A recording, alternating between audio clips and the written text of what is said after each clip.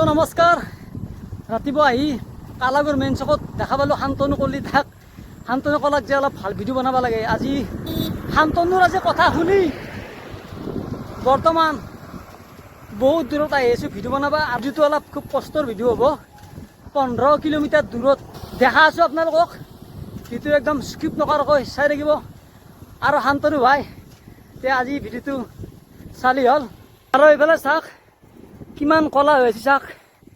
যদি কিবা কাৰণত বৰষুণ হয় তেতিয়াহ'লে আজি মোৰ দিন বেয়া।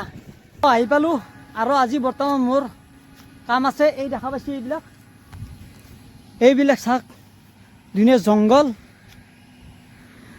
আৰু এই জংঘলবিলাক আজি মই চাফা কৰিম। তো দেখা পাইছে আপোনালোকে চাওক এই পিছফালে চাওক কিমান ধুনীয়া কৰি মই মানে চব চাফা কৰি দিলোঁ। কিহৰ কাৰণত জানে? আমাৰ বৰবাক্সাটোৰ মানুহ বুলি নহয়, গোটেই অল অসমৰ মানুহ এই ৰাস্তাটোদি প্ৰায় কোনোবা নহয় কোনোবা যায়। আমাৰ বেছিকৈ আমাৰ গাঁৱৰ মানুহবিলাক চত্ৰত আহে। কি কৰিব আহে মই নকওঁ, এইটো অলপ লাজৰ কথা। মানে এইফালৰ মানুহক দেখা পাব আৰু এফালৰ পৰা অলপ মানুহ সেইফালৰ মানুহক দেখা পাব। মানে কিবা যদি বিপদ হ'ব লাগিছিল মানে এতিয়া বিপদটো নহয়। তাৰ কাৰণে মই এই জংঘলখিনি চাফা কৰি দিলোঁ।